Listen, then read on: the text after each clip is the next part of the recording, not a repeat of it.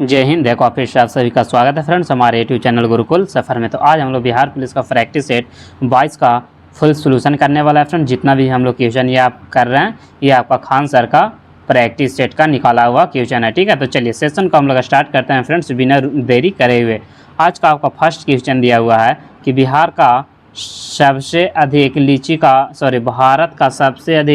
का उत्पादन राज्य कौन सा है, यानी कि भारत में सबसे अधिक लीची का उत्पादन कौन सा राज्य करता है वो पूछा गया है, ठीक है। तो ये जो आपका करता है आप सभी को पता होगा फ्रेंड्स कि वो आपका अपना बिहार करता है, तो राइट आंसर हो जाएगा यहाँ बिहार का।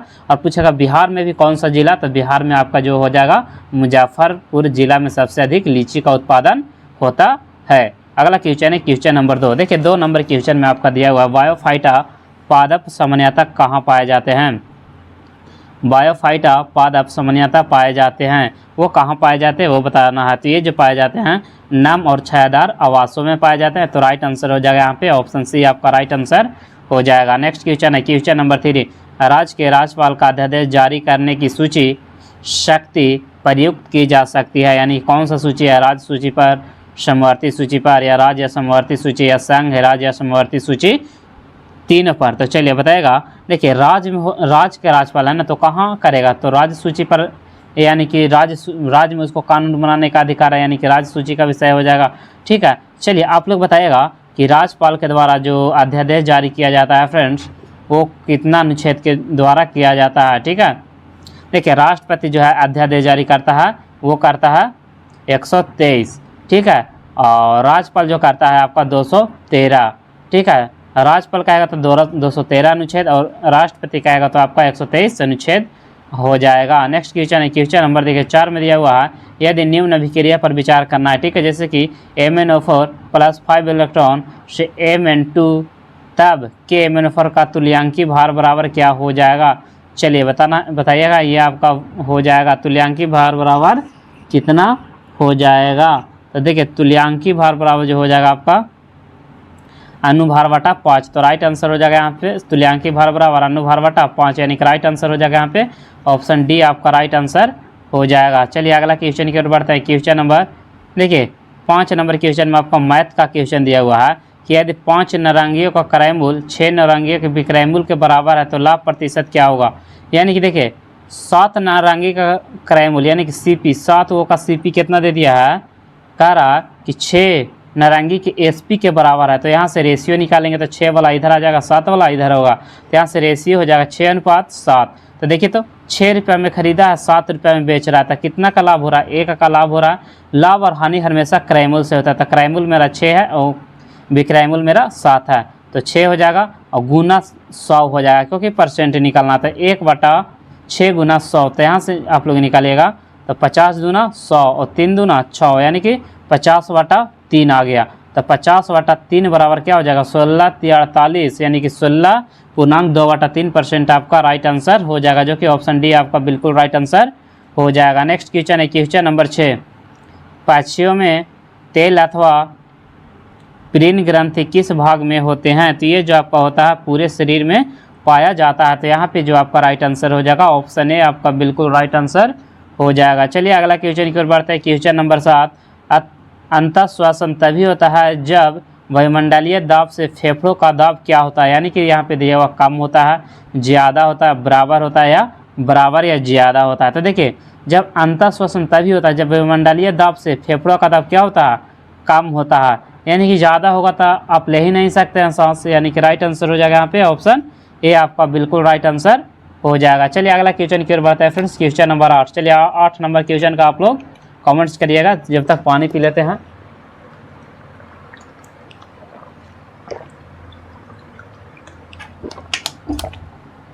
चलिए 8 में देखिए दिया हुआ है निम्नलिखित में से दक्षिण भारत की सबसे ऊंची चोटी कौन सी है।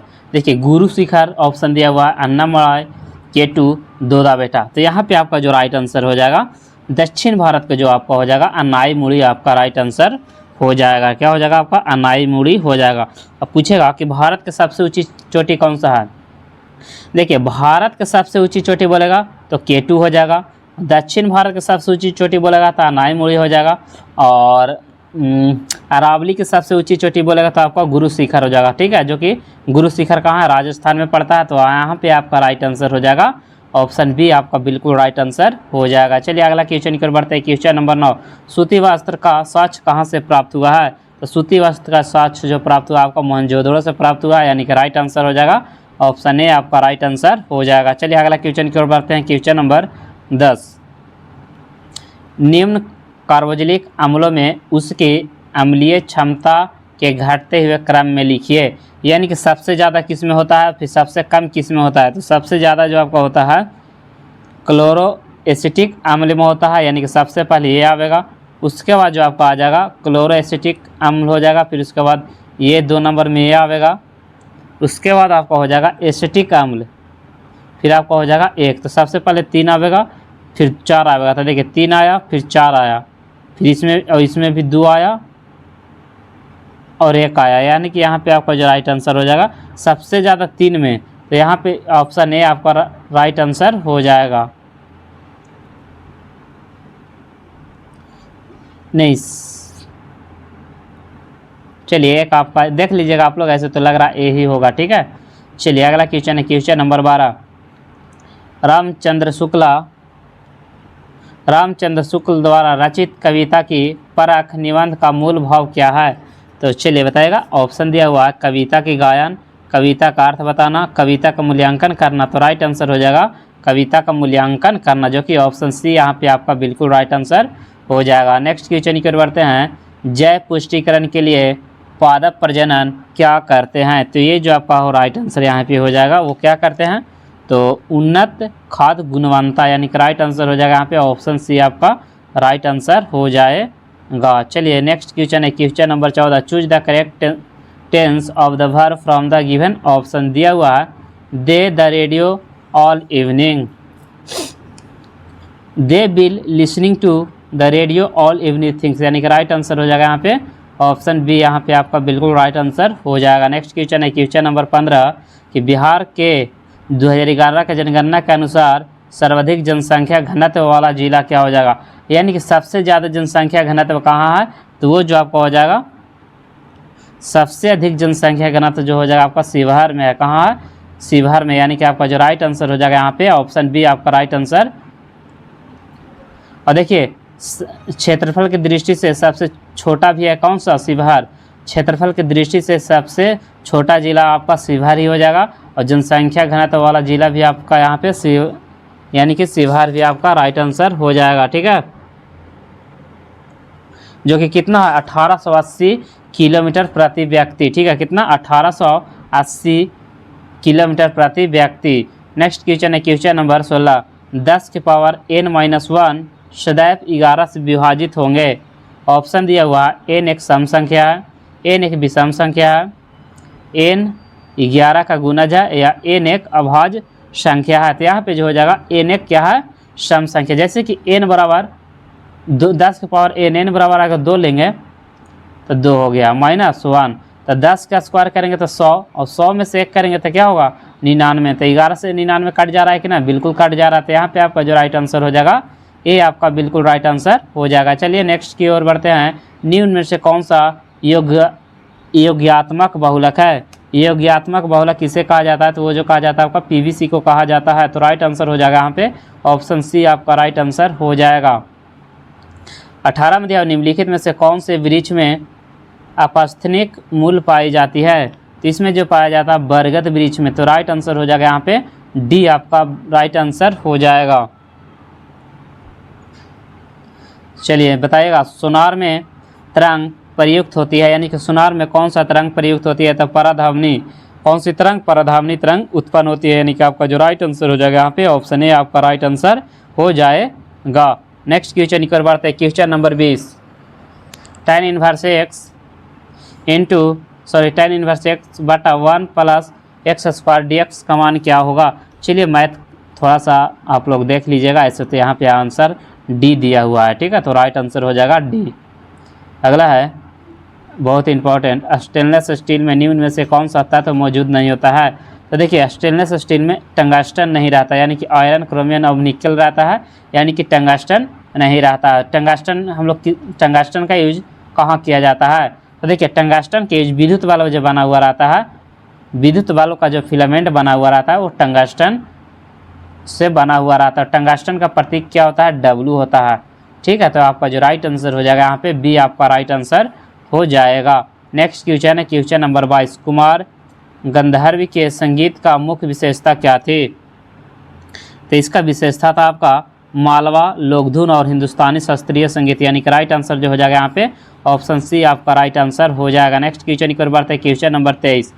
आँख की संरचना में निम्नलिखित स्तर पाए जाते हैं, यानी कि आँख की संरचना में कौन सी स्तर पाई जाती है? तो देखिए सबसे पहले जो पाया जाता है श्वेत पटल पाया जाता है, फिर नेत्र संश्लेषमा पाया जाता है, फिर रजित पटल पाया जाता है, दृष्टि पटल पाया जाता है। तो यहाँ पे आपका जो राइट आंसर हो जाएगा ऑप्शन बी आपका बिल्कुल राइट आंसर हो जाएगा। चलिए अगला क्वेश्चन की ओर बढ़ते हैं question number 24।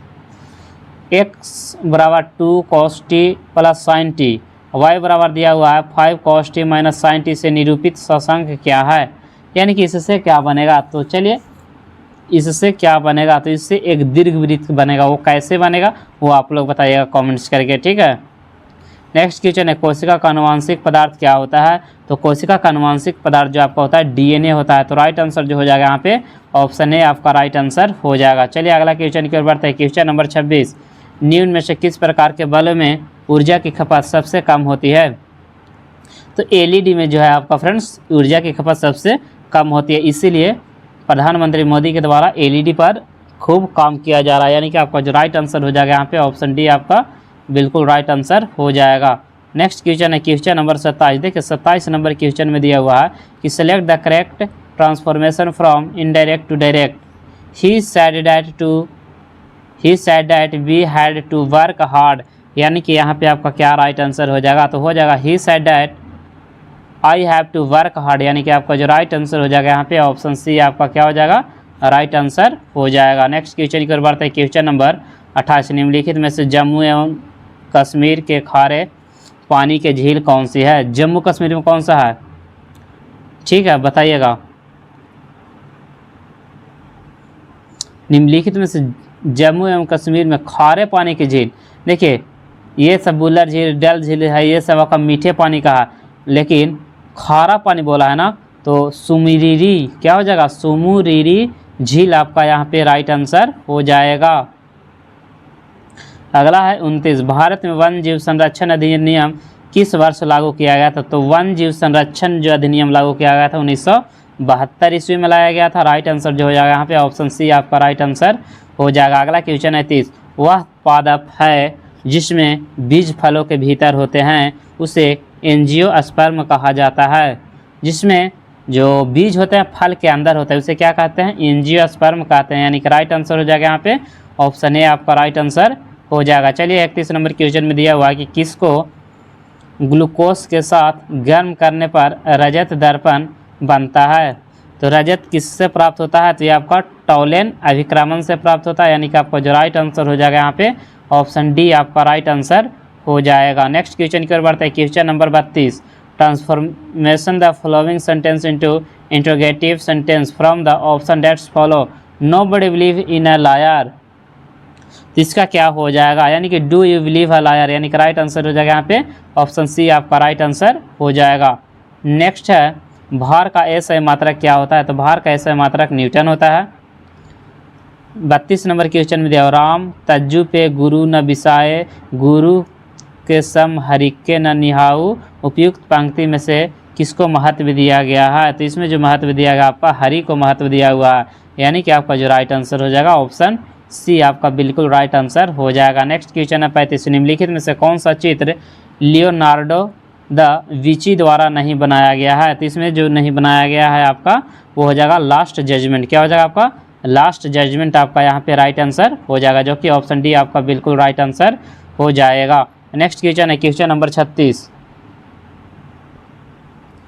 Mahatma Gandhi adopt the path of non violence, इसको क्या करना है? Choose the correct translation in the following sentence, इसका फॉलोइंग सेंटेंस सही बताना है, ठीक है, कि क्या हो जाएगा।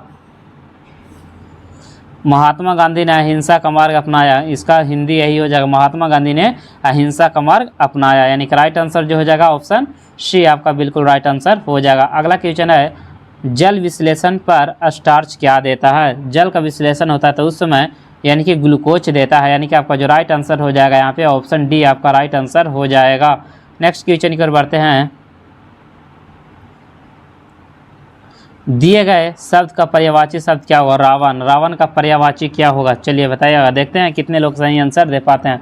रावण यानी कि दशानंद, उसे क्या कहा जाता था? दशानंद कहा जाता था, यानी कि राइट आंसर हो जाएगा ऑप्शन डी आपका राइट आंसर हो जाएगा। अगला है, बल का बीमीय समीकरण क्या होता है? तो बल का देखिए, बल का हो जाएगा MLT-2, यानी कि कौन सा ऑप्शन में दिया हुआ है? MLT-2, यानी कि ऑप्शन सी में आपका राइट आंसर हो जाएगा। नेक्स्ट क्वेश्चन की ओर बढ़ते हैं। निम्नलिखित में से कौन सी पुस्तक तिलक ने लिखी थी? बाल गंगाधर तिलक द्वारा कौन सा पुस्तक लिखा गया था? तो गीता रहस्य लिखा गया था। कौन सा पुस्तक? गीता रहस्य, यानी कि राइट आंसर हो जाएगा यहाँ पे ऑप्शन बी आपका राइट आंसर हो जाएगा। ठीक है, चलिए नेक्स्ट क्वेश्चन की ओर बढ़ते हैं। क्वेश्चन नंबर 43, अमृतसर एवं शिमला लगभग एक ही अक्षांश पर स्थित है, परंतु उसकी जलवायु में विभिन्नता का कारण क्या है? तो इसका जलवायु में विभिन्नता का जो कारण हो जाएगा उनकी ऊंचाई में विभिन्नता, यानी कि राइट आंसर जो हो जाएगा यहाँ पे ऑप्शन ए आपका राइट आंसर हो जाएगा। अगला क्वेश्चन है, क्वेश्चन नंबर 44, जब कोई वस्तु मुक्त रूप से पृथ्वी की ओर गिरती है तो उसकी कुल ऊर्जा क्या रहती है? तो कुल ऊर्जा जो रहती है आपका नियत रहती है, यानी कि कांस्टेंट रहती है। क्या रहती है? कांस्टेंट रहती है। तो राइट आंसर हो जाएगा यहाँ पे, जो कि ऑप्शन सी आपका बिल्कुल राइट आंसर हो जाएगा। नेक्स्ट क्वेश्चन है, मनुष्य के प्रति मिनट हृदय स्पंद कितना होता है? तो 1 मिनट में कितना बार धड़कता है बाबू? तो 1 मिनट में 72 बार धड़कता है, यानी कि आपका जो राइट आंसर हो जाएगा यहाँ पे ऑप्शन ए आपका बिल्कुल राइट आंसर हो जाएगा।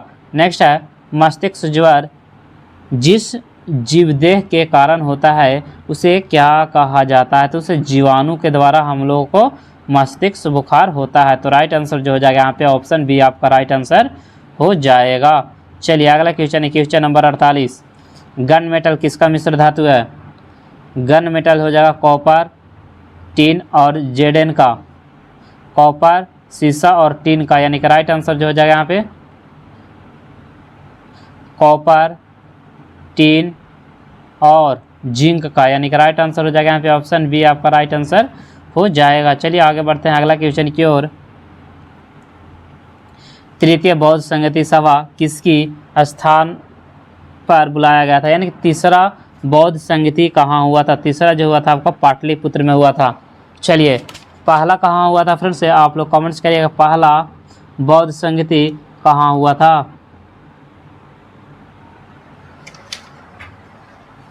तो देखिए पहला जो आपका हुआ था वैशाली में हुआ था। पहला हुआ था आपका वैशाली में, दूसरा हुआ था आपका राजगृह में, तीसरा पाटलिपुत्र और चौथा आपका हुआ था जो कि आपका कुंडलवन में हुआ था। ठीक है, चलिए अगला क्वेश्चन है आपका क्वेश्चन नंबर 50 के बाद 51, वायुमंडल में तापमान की सामान्य पतन दर कितनी होती है? इसमें जो आपका होता है वो होता है 6.5 डिग्री सेल्सियस पर किलोमीटर, यानी कि राइट आंसर हो जाएगा यहाँ पे ऑप्शन ए आपका बिल्कुल राइट आंसर हो जाएगा। नेक्स्ट क्वेश्चन है 52, 1919-20 के दौरान दरभंगा राज्य में किसान आंदोलन का नेता कौन थे? तो किसान आंदोलन का जो नेता थे आपका फ्रेंड्स वो थे स्वामी विद्यानंद।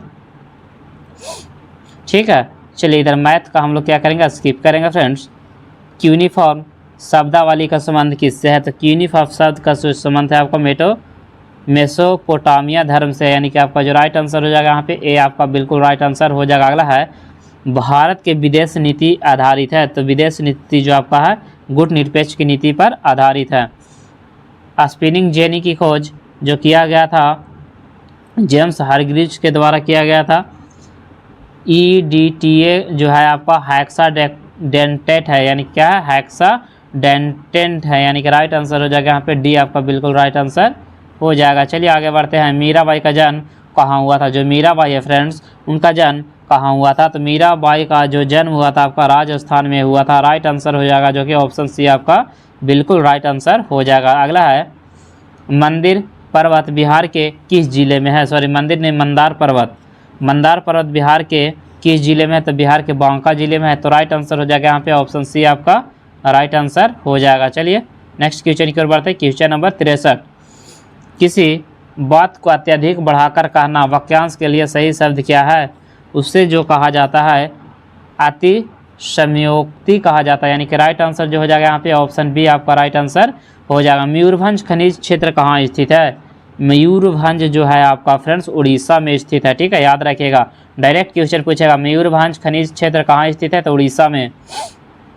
अगला, श्वेत प्रकाश की एक किरण कांच के प्रिज्म पर आपतित होती है तो प्रकाश वर्ष जो कांच के प्रिज्म से गुजरने पर अधिकतम विचलित होता है उसे क्या कहा जाता है? तो उसे क्या कहा जाता है? बैगनी कहा जाता है, यानी कि आपका जो राइट आंसर हो जाएगा यहाँ पे ऑप्शन ए आपका राइट आंसर हो जाएगा। नेक्स्ट क्वेश्चन है क्वेश्चन नंबर 66।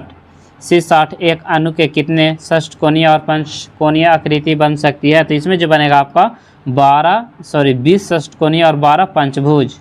याद रखेगा 20 षष्ठभुज और 5 पंचभुज।